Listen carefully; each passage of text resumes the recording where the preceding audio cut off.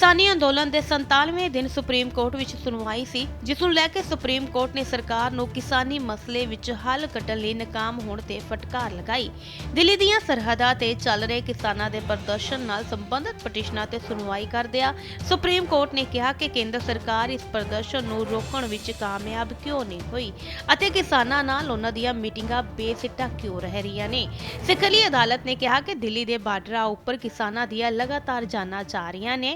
अजिहे विच जेकर सरकार कानूनां ते रोक नहीं लगाएगी तो कोर्ट कोई हुक्म जारी करेगी।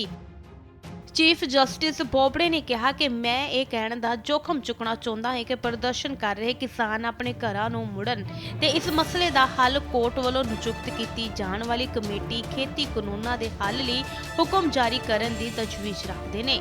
नाल ही सुप्रीम कोर्ट ने कहा कि उन्हां नूं बेहद अफसोस हो रहा है कि सरकार इस मसले का हल नहीं कढ पाई।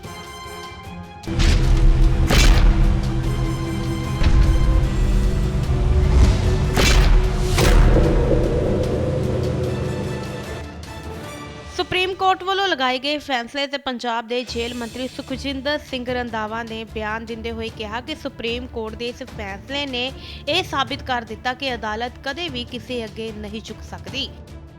उन्होंने कहा कि किसानों की मंग नूं समझना बहुत ही शलाघायोग है ते इन्हां कानूनां नूं सस्पेंड करना सरकार ते बहुत वड्डी चपेड़ है। देखो, पहला तो मैं सुप्रीम कोर्ट के जजेस साहबान दे नमस्कार करदा कि जो उन्होंने एडी वधिया अज ऑबजरवेशन दी और देश की पोलीटिकल बंदियां ने ध्यान नहीं दिता और जिहड़े जस्टिस देने वाले ने उन्होंने अज किसान नूं नहीं पूरे हिंदुस्तान नूं जस्टिस दी और रास्ता दिखा दिता कि जिहड़ी कोर्ट है ये न्याय देने लई है, अन्याय कर लई नहीं। तो वाकई उन्हों का सारे हिंदुस्तानियों नूं उन्हों का धन्नवाद करना पेगा, थैंक्स करना बनता साडा। ते उन्होंने बड़ी दलेरी दे नाल कि लोगों के दिमाग दे विच कई ऊट पटांग जिहड़े सीगे वो ख्याल आ रहे सी वो उन्होंने बिल्कुल क्लीयर कर दिते कि सुप्रीम कोर्ट कभी किसी के अगे नहीं झुकेगी।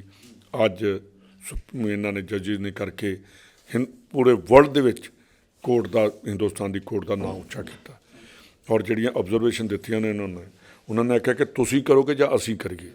नाल ये भी कहा कि सरकार क्यों अजे तक चुप बैठी है, क्यों नहीं सरकार इहदे इंप्लीमेंट करना चाहती, क्यों नहीं सरकार किसानों की आवाज़ सुनती। तो नाल ये क्या कि जिहड़ी किसान धरने ते बैठे ने प्रदर्शनकारी उन्हों का प्रदर्शन जारी रहेगा। नाले क्या कि उन्हों के प्रदर्शन के उपर कोई रोक नहीं। ये तो वध जिहड़ी सुप्रीम कोर्ट हुण अपनी की डिसीजन दे सकती है, पर प्रधानमंत्री पता नहीं किस जिद विच किहदी किस मजबूरी च वो इन्हां कानूनां नूं वापस लैण लई ना लैण लई बजट बैठे ने। देखो, मीडिया तुसीं भी मीडिया वाले मैं तुहानूं नहीं कहंदा, पर जिस तरीके नाल जदों नैशनल मीडिया नूं शामी ला के वेखीदा ते किसान जिहड़े अंदोलन नूं इन्हां ने बिल्कुल इग्नोर किया, इहदा मतलब जिहड़ियां कंपनियां नूं बोध हिसाब देना चाहुंदे ने उन्हां कंपनियां दा ईवन मीडिया दे उपर भी पूरा कंट्रोल है। ये जिहड़ियां चीज़ां करके पर सुप्रीम कोर्ट ने मीडिया के उत्ते कंट्रोल होने के बावजूद दिल्ली च बैठे ने जज साहबान और उन्होंने वेख्या कि साडे किसान भरा साडे मजदूर उत्थे बॉर्डर के उपर किस ठंड दे विच और किस तरह पीसफुल तरीके दे नाल वो बैठे ने। ते उन्होंने दुख जरूर देखा, पर जिहड़े वोटां लैके हुक्मरान बैठे ने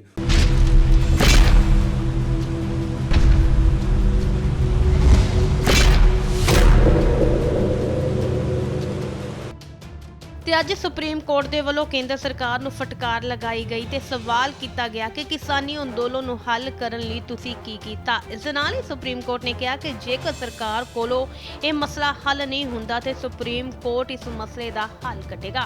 सुप्रीम कोर्ट दे वल्लों केंद्र सरकार नूं लगाई फटकार ते राजकुमार वेरका ने कहा कि सुप्रीम कोर्ट ने केंद्र सरकार नूं शीशा विखा दिता। देखिए, सुप्रीम कोर्ट ने केंद्र की सरकार को आईना दिखाया है और सुप्रीम कोर्ट ने महसूस किया है कि किसान मारे जा रहे हैं और केंद्र की सरकार जो है वो तमाशा देख रही है, तमाशबीन बनी हुई है।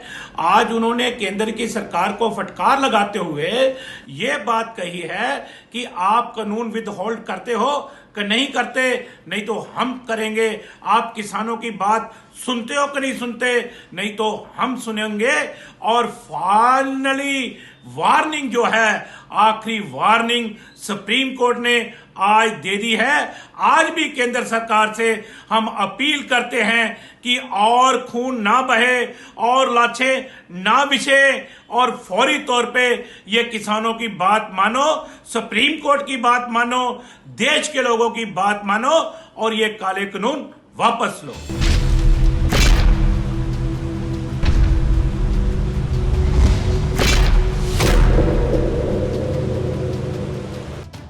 ਦਰਬਾਰ ਸਾਹਿਬ ਪਹੁੰਚੇ ਹਰਸਿਮਰਤ ਕੌਰ ਬਾਦਲ ਨੇ ਕਿਸਾਨੀ ਸੰਘਰਸ਼ ਤੇ ਸੁਪਰੀਮ ਕੋਰਟ ਨੂੰ ਬੇਨਤੀ ਕੀਤੀ ਕਿ ਕਿਸਾਨਾਂ ਦੀ ਸੁਣੋ ਤੇ ਉਹਨਾਂ ਦੇ ਨਾਲ ਇਨਸਾਫ ਜ਼ਰੂਰ ਕਰੋ ਤਾਂ ਕਿ ਦਿੱਲੀ ਦੇ ਬਾਰਡਰਾਂ ਤੇ ਬੈਠੇ ਕਿਸਾਨ ਆਪਣੇ ਘਰਾਂ ਨੂੰ ਸ਼ਾਂਤਮਈ ਢੰਗ ਨਾਲ ਵਾਪਸ ਆ ਸਕਣ।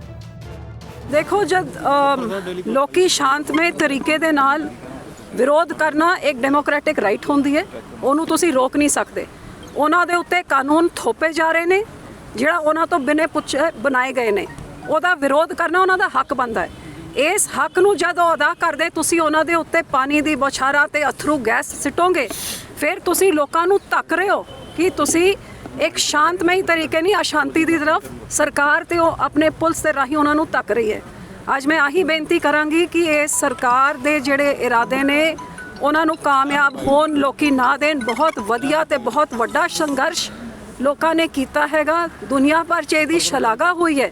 ਲੇਕਿਨ ਹੁਣ ਸਰਕਾਰ ਨੇ ਹਰ ਤਰ੍ਹਾਂ ਦੇ ਹੱਥਕੰਡੇ ਜਿਵੇਂ ਪਹਿਲੇ ਅਪਣਾਉਂਦੇ ਰਹੇ ਨੇ, ਹੁਣ ਇਹਨਾਂ ਨੇ ਕੋਸ਼ਿਸ਼ ਕਰਨੀ ਹੈ ਕਿ ਲੋਕਾਂ ਨੂੰ ਇਸ ਸੰਘਰਸ਼ ਨੂੰ ਬਦਨਾਮ ਕਰਨ ਵਾਸਤੇ ਇਹੋ ਜਿਹੀ ਹਰਕਤਾਂ ਹੋਣ ਜਿਹਦੇ ਨਾਲ ਲੋਕਾਂ ਦੀ ਅੱਖਾਂ 'ਚ ਇਹ ਸੰਘਰਸ਼ ਸੰਘਰਸ਼ ਦੀ ਬਦਨਾਮੀ ਹੋਏ। ਜਿਹਦੇ ਕਰਕੇ ਮੈਂ ਲੋਕਾਂ ਨੂੰ ਬੇਨਤੀ ਕਰਦੀ ਹਾਂ ਕਿ ਸੰਘਰਸ਼ ਨੂੰ ਸ਼ਾਂਤਮਈ ਰੱਖਣਾ। ਜਿਹੜਾ ਤੁਸੀਂ ਤੁਹਾਡਾ ਇਹ ਅੰਦੋਲਨ ਰਿਹਾ ਬਹੁਤ ਵਧੀਆ ਰਿਹਾ, ਤੁਸੀਂ ਉਹਦੇ 'ਚ ਡਟੇ ਰਹੋ। ਤੇ ਸਰਕਾਰ ਜਦ ਆਪਣਾ ਇਹੋ ਜਿਹੇ ਕੰਮਕਾਜ ਕਰੂਗੀ, ਬਦਨਾਮੀ ਸਰਕਾਰ ਦੀ ਹੋਗੀ। ਤਾਂ ਸਰਕਾਰ ਨੂੰ ਇੱਕ ਵਾਰ ਫੇਰ ਅਪੀਲ ਕਰਦੀ ਹਾਂ। ਕੱਲ ਮੈਂ ਆਪਣੇ ਇਲਾਕੇ ਦੇ 3 ਪਰਿਵਾਰਾਂ ਦੇ ਕੋਲ ਹੋ ਕੇ ਆਈ। 70 ਬੰਦੇ ਜਿਨ੍ਹਾਂ ਦੀ ਮੌਤ ਹੋਈ ਹੈ, ਇਹ ਕਿਸੇ ਦਾ ਪੁੱਤ, ਕਿਸੇ ਦਾ ਪਿਓ, ਕਿਸੇ ਦਾ ਭਰਾ ਤੇ ਬਜ਼ੁਰਗ ਮਾਤਾਵਾਂ, ਕਿਸੇ ਦੀ ਮਾਵਾਂ ਹੈਗੀਆਂ। ਇਕਲੌਤੇ ਪੁੱਤ 9 ਸਾਲ ਬਾਅਦ ਅਰਦਾਸਾਂ ਬੇਨਤੀਆਂ ਕਰਕੇ ਜਿਹਨੂੰ ਬੱਚਾ ਹੋਇਆ, ਅੱਜ 18 ਸਾਲ ਦਾ ਉਹ ਬੱਚਾ ਉੱਥੋਂ ਸ਼ਹਾਦਤ ਲੈ ਗਿਆ।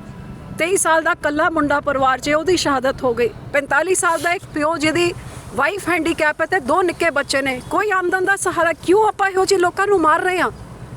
ਆਪਣਾ ਫਰਜ਼ ਅਦਾ ਕਰੋ। ਕੋਈ ਕਾਨੂੰਨ ਵਾਪਸ ਲੈ ਕੇ ਉਹਨੂੰ ਚੰਗਾ ਬਣਾ ਕੇ ਲੈ ਕੇ ਲੋਕਾਂ ਦੇ ਕੋਲ ਆਏ। ਤੁਹਾਡੇ ਉੱਤੇ ਕੀ ਪ੍ਰੈਸ਼ਰ ਹੈ ਕਿ ਕੌਣ ਤੁਹਾਨੂੰ ਰੋਕ ਰਿਹਾ ਇਸ ਕਰਨ ਤੋਂ? ਮੈਂ ਆਸ ਕਰਦੀ ਹਾਂ ਕਿ ਸਰਕਾਰ ਦੁਬਾਰਾ ਸੋਚੇ ਤੇ ਉਮੀਦ ਕਰਦੀ ਹਾਂ ਅਦਾਲਤ ਇਕਲੌਤਾ ਰਸਤਾ। ਹੁਣ ਸਰਕਾਰ ਕਹਿ ਰਹੀ ਹੈ ਅਦਾਲਤ ਕੋਲ ਜਾਓ, ਲੋਕਾਂ ਨੂੰ ਕਹਿ ਰਹੀ ਹੈ, ਮਤਲਬ ਉਹ ਟੋਟਲੀ ਫੇਲ ਹੋ ਚੁੱਕੀ ਹੈ ਆਪਣੇ ਆਪ ਨੂੰ ਇਸ ਮਸਲੇ ਨੂੰ ਹੱਲ ਕਰਨ ਵਾਸਤੇ, ਨਾਕਾਮ ਰਹਿ ਗਈ ਹੈਗੀ, ਫੇਲ ਹੋ ਗਈ ਹੈਗੀ। ਇਸ ਤੋਂ ਵੱਡਾ ਫੇਲਿਅਰ ਕੀ ਹੋ ਸਕਦਾ ਹੈ ਸਰਕਾਰ ਦਾ? ਅਦਾਲਤ ਨੂੰ ਅਪੀਲ ਕਰਦੀ ਹਾਂ, ਸੁਪਰੀਮ ਕੋਰਟ ਨੂੰ ਅਪੀਲ ਕਰਦੀ ਹਾਂ ਕਿ ਪ੍ਰੋਟੈਸਟ ਕਰਨਾ ਤੁਸੀਂ ਆਪ ਕਿਹਾ ਇਹਨਾਂ ਦਾ ਡੈਮੋਕ੍ਰੈਟਿਕ ਰਾਈਟ ਹੈ। ਇਹ ਇਹਨਾਂ ਦੀ ਜ਼ਮੀਨ ਦੀ, ਇਹਨਾਂ ਦੀ ਕਮਾਈ ਦੀ, ਇਹਨਾਂ ਦੀ ਰੋਟੀ ਦੀ ਗੱਲ ਹੈ। ਸੁਪਰੀਮ ਕੋਰਟ ਨੂੰ ਬੇਨਤੀ ਕਰਾਂਗੀ ਕਿ ਲੋਕਾਂ ਦੀ ਸੁਣੋ ਤੇ ਉਹਨਾਂ ਦੇ ਨਾਲ ਇਨਸਾਫ ਜ਼ਰੂਰ ਕਰੋ।